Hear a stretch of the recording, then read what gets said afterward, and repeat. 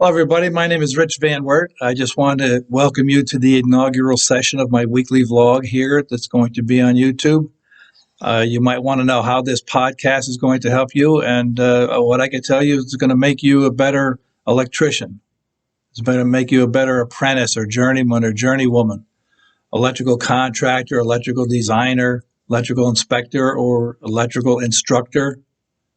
You can use these videos to educate yourself, your colleagues, your employees, your students. You can encourage questions and discussions on these vlogs. You can create a quiz on the presentation. Finally, feel free to submit your questions to me as we go through week after week if you need further clarification or information. My contact information is on the YouTube site here. So what am I doing? Why am I doing it? Well, I'm expanding my existing established in-house electrical program to include everybody like you who wants to learn more about the electrical trade. I want to be available to help you and anybody else who wants to access my program online. I want to help educate more and more, like I said, electricians, electrical students in class, electrical installers, contractors, designers, engineers, inspectors. Simple as that. Why am I using this YouTube platform? Well, the reason is to reach a greater number of you above and beyond my established mailing list and my existing territory here on the East Coast. I'm located just outside of Philadelphia. If you're interested enough and like what you hear, in addition to this vlog, you can also subscribe to receive 6 Instructor View newsletters per year. I do one every other month, good contemporary information, and they get emailed out. So just sign up for that if you so desire. Also, using YouTube is being made more of a necessity due to the COVID-19 virus situation. The pandemic situation has really driven all of us to pursue our continuing education virtually, and for the Electric Education Center, it's no different. The goal and purpose of this vlog is to educate any of you who want to enter the electrical trade or any of you that are already in the electrical trade. I always say that the electrical trade is the best one to be in. There is no better one to work at.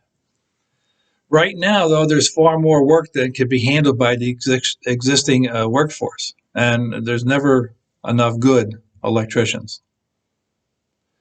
Loss of electricians due to retirement and other causes means that there's a perennial shortage of workers in the electrical trades. We need to constantly recruit and sign up and train people to install electrical equipment and systems in a code-compliant way. And that means the women have to work in the trade also.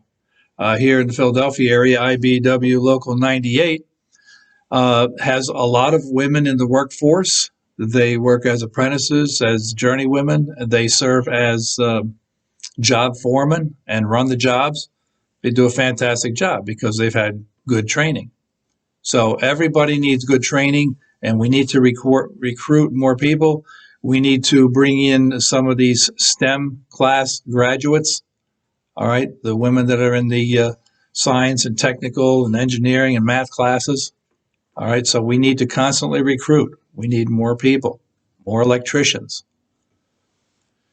When we get our training and we install our work in a code-compliant way, we provide a professional installation. We can pass our inspections on the first try. We keep the public safe, and that's what the NEC is all about, safeguarding the public, as it says in section 90.1. That's the very first section in your National Electrical Code book. And it says the purpose of the code is the practical safeguarding of persons and property from hazards arising from the use of electricity. That's our mantra. That's our goal. That's our job.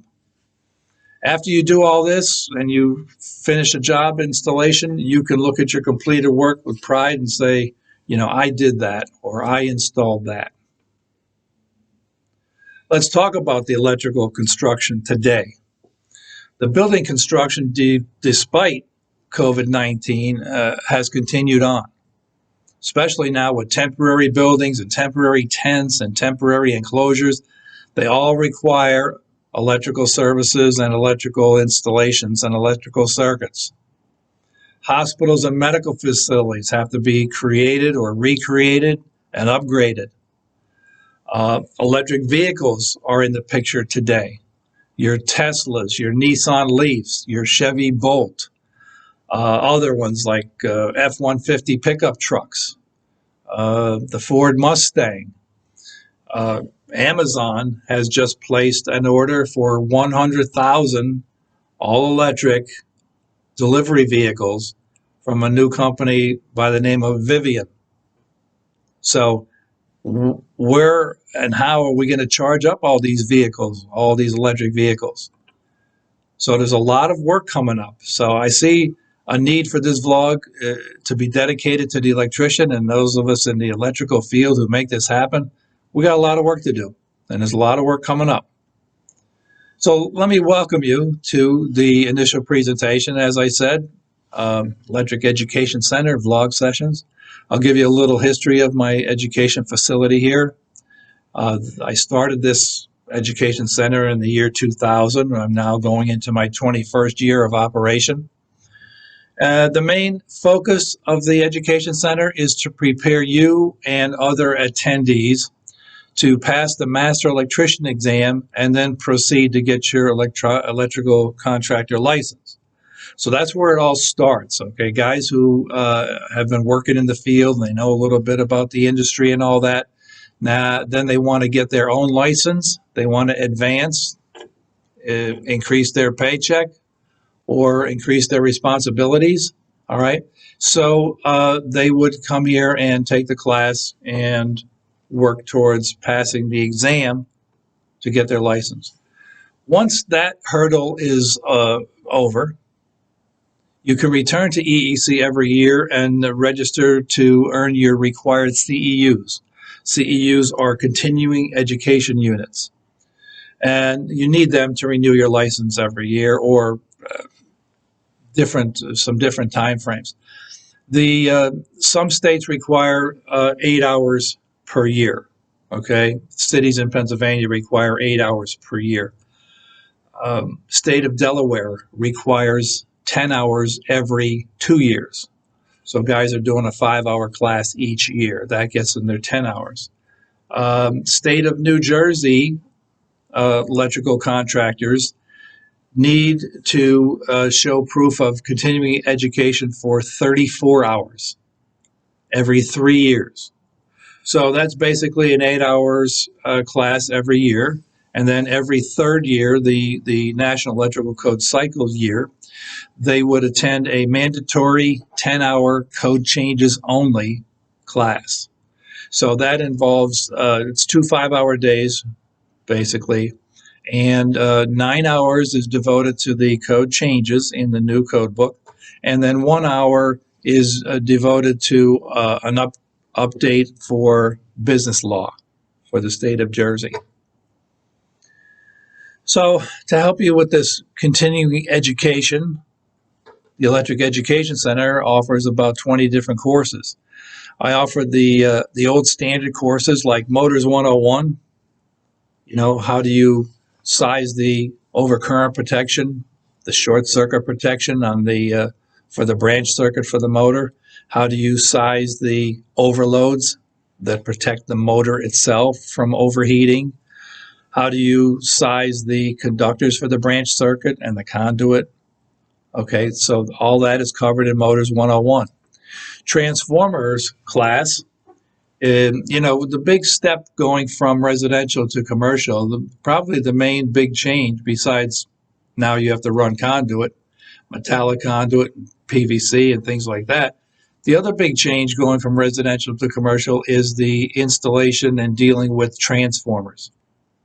So I have an 8-hour class on that, how to size them, how to size the overcurrent protection on the primary side, how to size the overcurrent protection on the secondary side, where does the overcurrent protection have to go, what is its limitations, how do you transport a transformer, how do you install a transformer, how do you ground and bond that transformer, and what's the difference between grounding and bonding in the first place? Okay, grounding and bonding is another class that's offered. That's an 8-hour class, and we'll explain the difference between the two items of grounding and bonding, and we'll cover the two different types of electricity.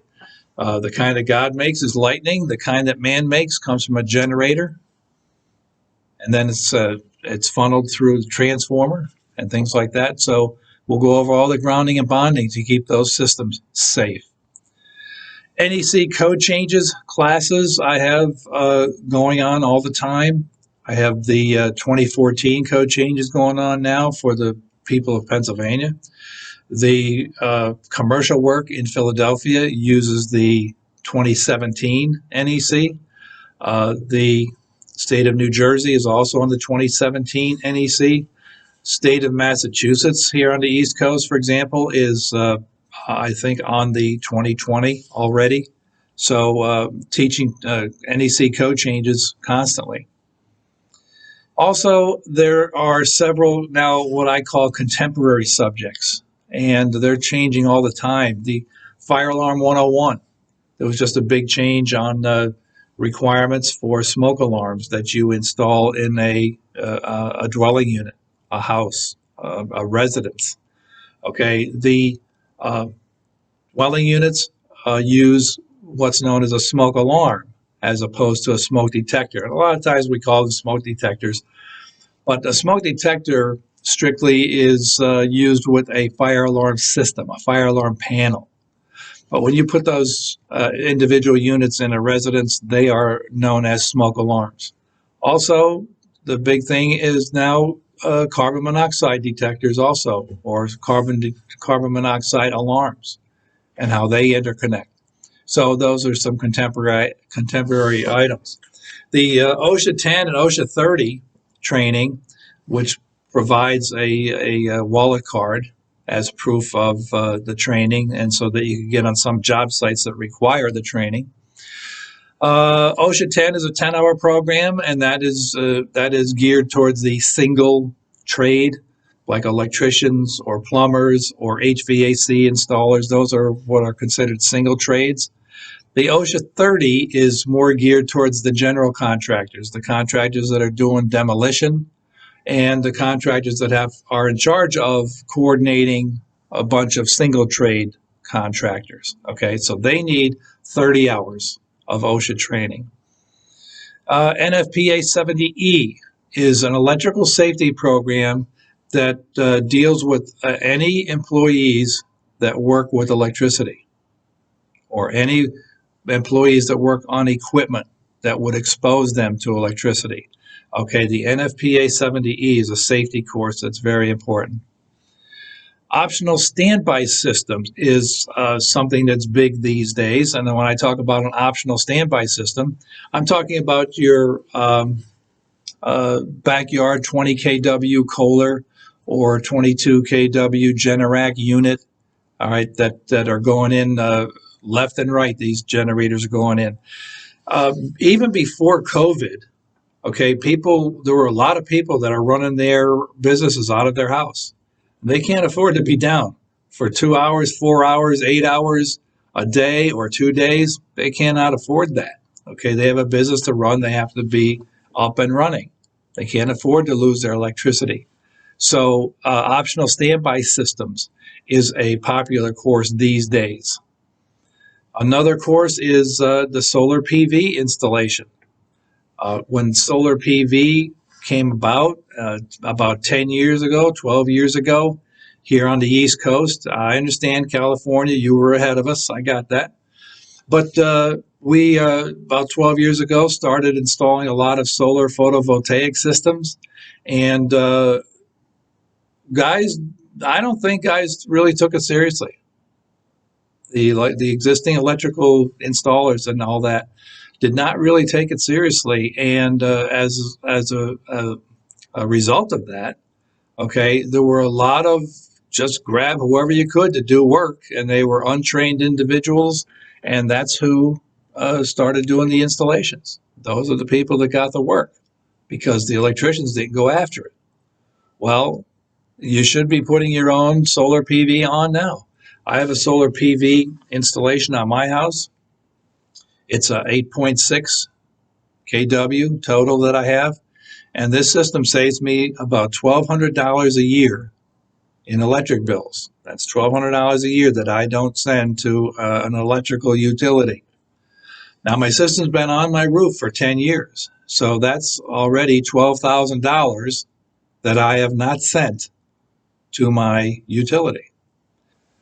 So some guys will say, yeah, you have to have the installation put on your roof and all that, but it takes like 8 years or 9 years or 10 years for payback. And what they want is like instant payback. You're not going to get instant payback. But what you got to realize is that someday, whenever that day is, your system will be paid off. And then from there on, it's gravy. So you should have put it on 10 years ago when it was hot, no pun intended. But that's when you should have installed PV on your own house. Get your own system out of the way, and then you're prepared to handle your customers. No better place to start than on your own house. The other popular course right now is the electrical vehicle charging equipment. And this is billion-dollar industry. Let's talk about this thing for a second. At this time, there's over 600,000 electric vehicles in California alone. Now, if each of those 600,000 car owners puts in a charging station, it's just a box 12 inches by 16 inches, gives you 240 volts. If each one of those owners put in a $1,200 charging station, that's 600,000 times 1,200. That comes out to $720 million. That's $750 million industry, electric work, just for car chargers and just for the state of California. So now you're starting to feel me about how many electricians we need. We need a lot more electricians. You should push and promote all electric vehicles to your friends, your neighbors, people that you know. Don't let them lead you into this hybrid talk. I don't like hybrid talk. I want all electric. I drive a 2016 Nissan Leaf. I bought the thing used. I love to drive it. I drive it every day when I'm coming here between my home and my classroom here. So I love to drive it, and it's an all-electric vehicle. No, don't give me this hybrid run on electric, and when you get low on electric, then you start running on gas. Who would want two different technologies in one vehicle? I don't know, but it's getting to be unnecessary because the batteries are getting so good, and you can really extend your driving range with these new vehicles. Especially like, for example, with a Tesla being able to go 350 miles on a single charge, that's plenty. Okay, so the electric vehicle industry is here. Okay, it's not going anywhere. So you hear people say, "Oh yeah, but Rich, you don't pay a dime for gasoline, but I bet your electric bill goes up." Well, no kidding. There's no argument there. But what you got to do is you got to compare apples and apples. That's what you have to do. So let's compare the operating costs of an electric vehicle to the operating costs of a ICE vehicle, internal combustion engine, ICE vehicle. Okay, the electric vehicle is 1/4 to 1/3 the price to run compared to the gasoline engine vehicle. The other thing is gas prices, as you know, all over the United States, can skyrocket at the drop of a hat, depending on world events, or a bomb went off somewhere in the Middle East, all right? And all of a sudden, the gas prices shoot up 25 cents, 50 cents, $1 a gallon. Why? I don't know. I think we're going to have a hard time getting gasoline because there was a bomb over in the Middle East. Really? So the thing is, the gas prices can skyrocket that quickly. The electric rates, though, that the utility charges cannot. Okay, you don't see your electric bill jumping up and dropping like you see the gasoline prices. Okay, the utility commissions do not allow that. And that's why you can bet on how much you're going to be paying for your charging without having to worry about what happens at some gas or oil field over in the Middle East. Now, there's thousands of these chargers going in.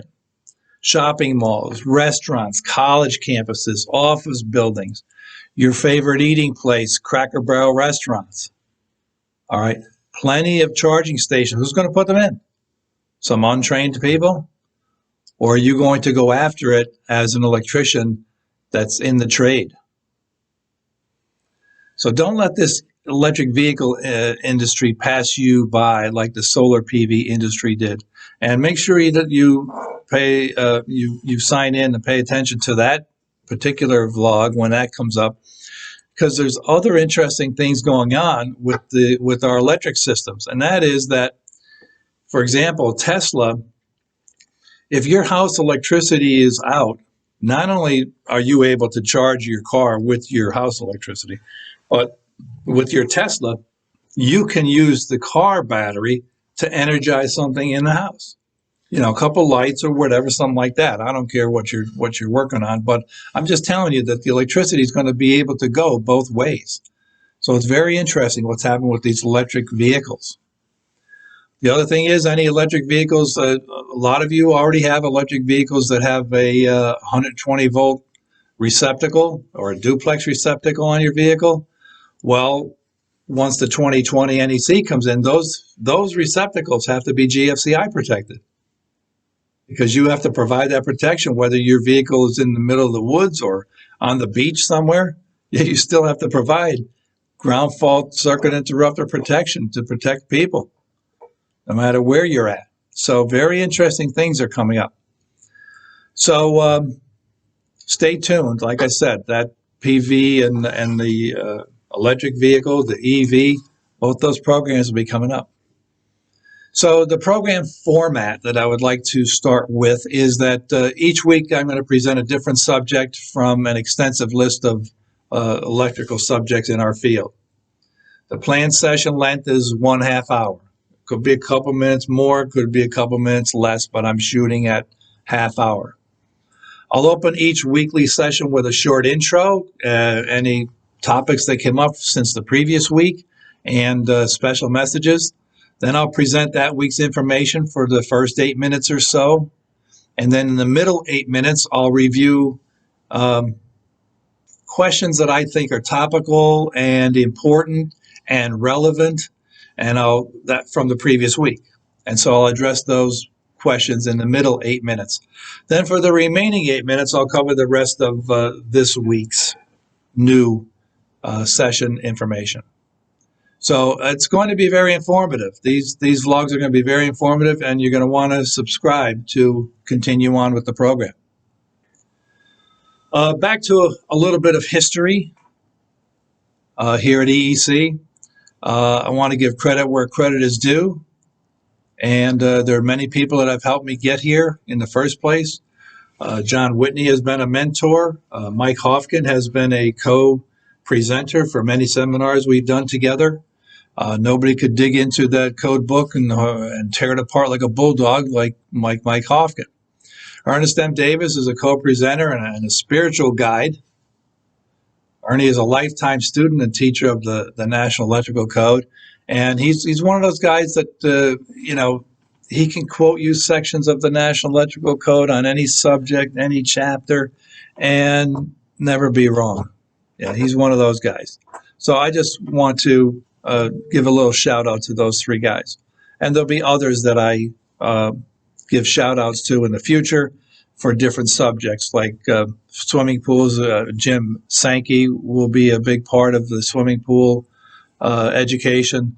The Fire Alarm 101, my friend Jim Craig does an excellent job of presenting the material. So other names will be coming up. Last but not least, the IAEI organization. I've been a member for over 20 years now. It offers training and guidance and national educational meetings, networking, and fabulous electrical inspector-oriented magazine that terrific articles terrific articles they put in there. They're very practical. So I want you to join that organization, and I want you to write it down and Google it. IAEI is the International Association of Electrical Inspectors. Now, you say, well, Rich, I'm not an inspector. Dude, don't worry about it. 90% of the members of that IAEI organization are not inspectors. They're electricians and contractors, all right, that are trying to learn more about the trade. You do not have to be an inspector to join IAEI. And the annual fee to join is like so low, it's ridiculous. So join that organization right away. You'll be doing yourself a big favor. To tell you a little bit about myself, you might be saying, Rich, where'd you come from? Well, I was born and raised in Scranton, about, let's say, a mile from Joe Biden's house. He was only in Scranton up to age 10, and then his family relocated to Delaware.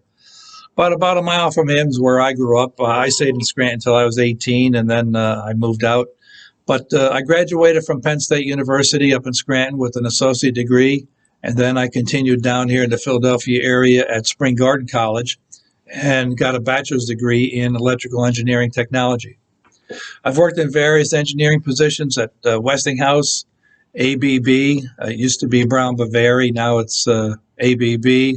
American Standard I worked for as a plant engineer.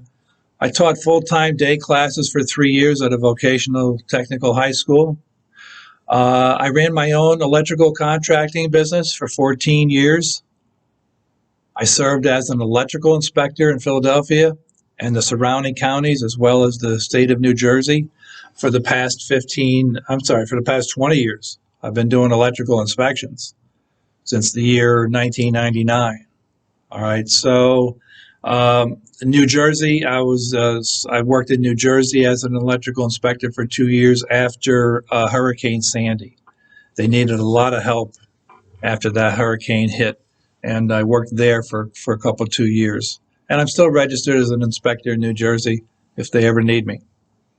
So I've been working here at the Electrical Education Center since the year 2000. And so I've been around the block enough times to be able to answer your questions about the trade, about your career, what you want to do, how do you do different things, when, where, how, and I'll be able to answer your questions. So feel free to send them on in to me. So, like I said, on the questions, I'll be answering last week's questions in this week's session. And then anything that you want to pose, just send it to rich@electriceducationcenter.com. That information will be on the YouTube page also, but it goes to rich@electriceducationcenter.com. Now, if you mess up and you put Electrical Education Center, that's all right, because both of those domains I have control of. So if you put electric or electrical, it'll come to the same place. But basically, rich@electriceducationcenter.com. Just make sure the question relates to the session and the information that's presented that night, okay? And you can also ask any questions you want, anytime you want, and I'll answer them. But I'm going to try to stay true to the subject for that week. I may answer you personally, not on the vlog, because that would be impossible to answer all the questions on the vlog. But the juicy ones, I will answer them on the vlog, yes. Course content, what's going to be covered in this course? Well, we're going to cover a different mix of buildings, the residential field, the commercial buildings, the industrial, the institutional, the healthcare facilities, all right? Future subjects up for discussion are going to include GFCI, ground fault circuit interrupters, how and where to install them.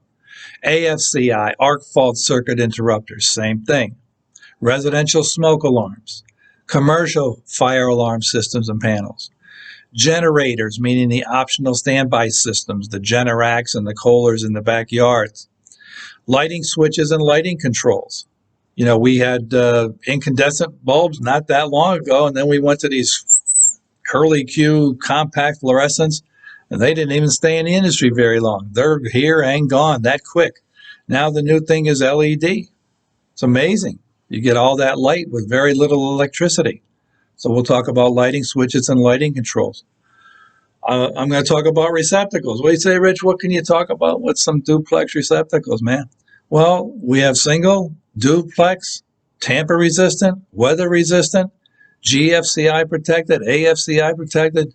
We have dual purpose receptacles, all of these being used in different areas. We have plug-in type for hospitals, and there's a lot to discuss about receptacles. You won't believe it. We're going to talk about safety items like clothing and equipment used to protect you, your PPE, not just your mask and your gloves and things like that. We'll talk about all the safety clothing that you need. We're going to talk about ladders and how to use them and how to use them in the right way. The most common killer and permanent disabler of workers in the United States every day is falls. Falls off of higher levels, falls from elevations, falls off of ladders. A simple fall off of a 6-foot ladder can put you in a wheelchair for life. And it's happened. So we'll devote a night to some ladder talk. Other subjects, we'll talk about commercial transformers, we'll talk about motors, we'll talk about electric services and disconnects. You know, coming up in the 2020 NEC, you have to provide the exterior disconnect switch for the first responders. Well, Rich, how are we supposed to do that? Well, tune in to that night and you'll find out how we're going to handle it, or how the code requires you to handle it. Safety clothing and PPE to protect you on the job is another subject. NEC table 310.16, the ampacity table. Rich, why is there 3 different temperatures? Why is there different voltage ranges? Why anything? Okay, so we will discuss all the rules that are concerned with the NEC table 310.16. There's going to be a discussion on how to deal with the electric inspector on the job site. You know, your opener can't be, hey, Andy. You feel me? Hey, man, I can't believe you're out here doing inspection. You don't know what you're doing. Well, that cannot be your opener. You have to show some respect. You want him to respect you, you got to respect him. There'll be a vlog on that one night. Swimming pools, residential and commercial. We'll talk a little bit about that. Solar PV basics, the electric vehicle charging equipment installation that I talked about, and so much more. So I'm just very excited about all these upcoming sessions. I don't want you to miss them. So there you have it. You know where I've been. You know where I'm heading. You know what I want to do to help you out. You know what the program goals are. I'll help everybody out who wants to subscribe to this site. All of you want to become better at the electrical trade, join in. And that's it for today's session. Van Wert out.